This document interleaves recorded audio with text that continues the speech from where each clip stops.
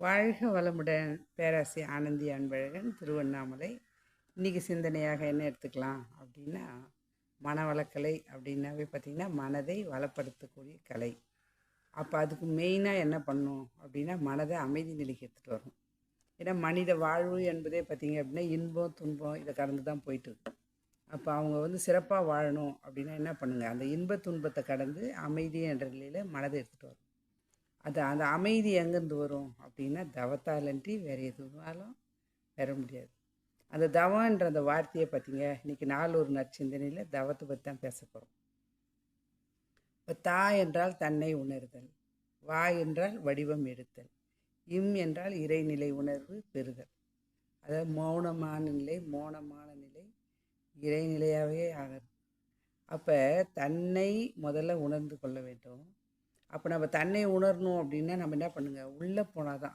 வெளிப்புறமாக பார்த்தீங்க அப்படின்னா எதுவுமே பண்ண முடியாது. ஏன் அப்படின்னா மனது இதுவரை நம்ம ஓடிட்டே விட்டுட்டு இருந்தோம். அறுபத்தஞ்சி அவர்கள் அழகாக சொல்லுவார், ஓடிட்டு இருந்த ட்ரெயின்லேருந்து யாராவது இறங்குவாங்களா அப்படின்னு. ஆனால் நின்றுட்டு பிறகு பாருங்க எல்லோரும் இறங்குறாங்க. அப்போ அவ்வளோ தேவைகள் இருக்குது. அப்போ மனம் ஓடிட்டு இருக்கும்போது நம்மளுக்கு எதுவும் பிரச்சனை தெரியல. ஆனால் மனதை அமைதி நிலையில் நீ எடுத்துகிட்டு வரோம் பாருங்க, அங்கே தான் ஆரம்பிக்குது. எங்கே ஆரம்பிக்குதுன்னா வேறு யாரோ செய்த செயலுக்கு ஆரம்பிக்குதா அப்படின்னா கிடையாது. நாம் செய்த செயலுக்கு ஏற்றது தான் அது கிடைக்குது. அப்போ நான் ஏற்கனவே போட்ட பதிவு, எண்ணெய் பதிவு, 5 புலன்களாக பார்த்த பதிவு, எல்லாமே என்ன பண்ணுங்க, நான் உட்காரும்போது அமைதியாக இருக்கும்போது எல்லாமே எடுத்து காட்டுது. இதை செஞ்சேன், அதை பார்த்தேன், அதை போனேன், இதை வந்தேன் அப்படின்னு காமி. அப்போ நம்ம என்ன பண்ணுறோம், ஐயோ மனம் நிற்கலையே ஓடுதே அப்படின்னு நினைக்கிறோம். எதையுமே பழக பழக தான் பழகி கொள்ள முடியும். அதுதான் சுவாமி சொல்லுவார், எந்த ஒரு தொழிலையும் செய்யும்போது பார்த்தீங்க அப்படின்னா எடுத்த உடனே யாரும் செய்ய முடியாது. இப்போ நம்மளாம் பார்த்தீங்கன்னா எழுதுகிறோம், இல்லை காங்காச்சா எழுதுகிறோம், அப்படி ஏபிசி எழுதுகிறோன்னா எடுத்தோடனே ஸ்லேட்டு ஃபுல்லாக போட்டோம். ஆனால் இப்போ சின்னதாக கண்ணு பார்க்குது, கை எழுதுது. காரணம் என்னென்னா, சித்திரமும் கைப்பழக்கம், செந்தமிழ் நாப்பழக்கம்னு சொல்லுவாங்க பாருங்கள். அப்போ நம்ம அந்த நிலையில் இருந்து பழகிட்டோம். நம்ம அப்போ பழகும்போது என்ன பண்ணுங்க, அந்த பழக்கம்தான் வழக்கமாகுது, வழக்கம்தான் ஒழுக்கமாக மாறுது.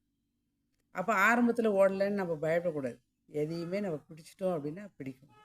மனவளக்கலையில் மட்டும்தான் பார்த்தீங்க அப்படின்னா மனதின் இருப்பு எது அப்படின்னா உயிர்னு மனவளக்கலையில் சுவாமி சொல்லியிருக்காரு. அப்போ நம்ம எதை பிடிக்கிறோம் அப்படின்னா நம்மளோட உயிரை மனதை பிடிக்கிறோம். அப்போ உயிரை பிடிச்சோம் அப்படின்னாவே ஆட்டோமேட்டிக்காக என்ன பண்ணுங்கள், மனம் அமைதி பெற ஆரம்பிக்கும். அதான் சொல்லுவோம், கருத்தவத்தில் ஆரம்ப சாதகர்கள் கர்ம ஞான கருவிகளை இயக்கும் பொழுது புருவ மதியில் நினைவாய் இருக்க வேண்டும். ஏன் அப்படின்னா ஏன் அப்படின்னா 5 புலன்கள் வழியாக நம்ம என்ன பண்ணுறோங்க, பார்த்து பார்த்து பழகிட்டோம். அப்போ புருவ மத்தியில் நிறுத்தி நம்ம நினைவு பழகும்போது புலன்கள் தம்மை இவ்வழியே பழகி கொள்ளும். இது ஞானம் வாழ்வில் கொடுத்துருக்காரு. அப்போ பழக்கம்தான் காரணம். அந்த பழக்கத்தை நம்ம வழக்கமாக்கிக்கிட்டோன்னு வச்சுங்க, முதல்ல ஓடும், அப்புறம் நிற்கும், அப்புறம் அமைதி பெறாது, அப்புறம் உள்ள ஆழமாக போக ஆரம்பிக்கும். அப்போ படிக்கும்போது தவம் செய்யலாமா, இரவில் செய்யலாமா, சில கேள்விகளுக்கு கேட்பாங்களாம் சுவாமிஜி. அப்புறம் எக்ஸசைஸ் பண்ணிவிட்டு தியானம் பண்ணலாமா, தியானம் பண்ணிட்டு எக்ஸசைஸ் பண்ணலாமா. சுவாமி சொல்கிறார், உங்கள் உடம்பு உங்கள் மனசு எது சொல்லுதோ அதை செய்யுங்கன்னு. முக்கியமாக அவர் சொல்கிறது பார்த்திங்கன்னா காயகல்பத்துக்கு முக்கியத்துவம் கொடுப்பார். ஏன்னா உடல் உயிர் மனம் மூணுத்துக்கு ஒருங்கிணைந்த பயிற்சி காயகல்ப பயிற்சி. அப்போ அதுதான் தியானத்தின் மூலமாக நம்ம மனதை நாம் நிலை நிறுத்தும் பொழுது என்ன நடக்குதுங்க, நாம் செஞ்ச தவத்தின் பலனாக நம்ம என்ன பண்ணுறோங்க, எந்த ஒரு காலத்துலேயும் செய்யலாம், எப்போ வேணாலும் செய்யலாம். ஆனால் உணர்ந்து செய்ய வேண்டும். உணர்ச்சி வயப்பட்ட நிலையில் செஞ்சோம் அப்படின்னா சிறப்பாக அமையாது.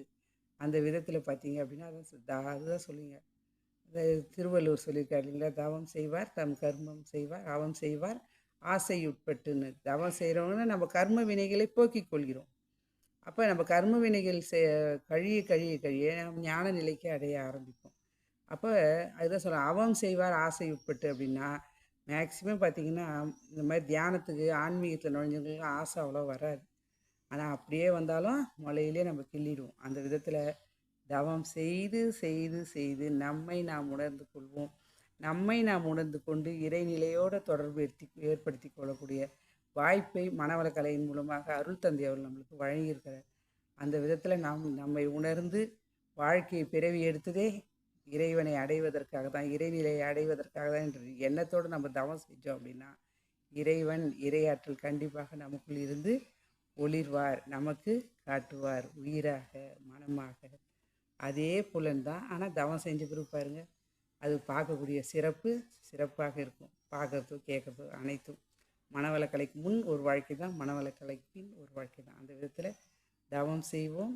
நம் கர்மத்தை, நம்மளோட செய்த வினை பயிர்களை கழித்து கொண்டு வாழ்க்கையில் நாமும் உயர்ந்து மற்றவரும் உயர்த்துவோம் என்று சொல்லி இந்த அற்புதமான வாய்ப்பை அளித்த இறைநிலைக்கும் குருவர்களுக்கும் இது காலம் செய்யும் எடுத்த அனைத்து நல்ல அன்பு உள்ளங்களுக்கு நன்றி. மீண்டும் சந்திப்போம், சிந்திப்போம். வாழ்க வளமுடன்.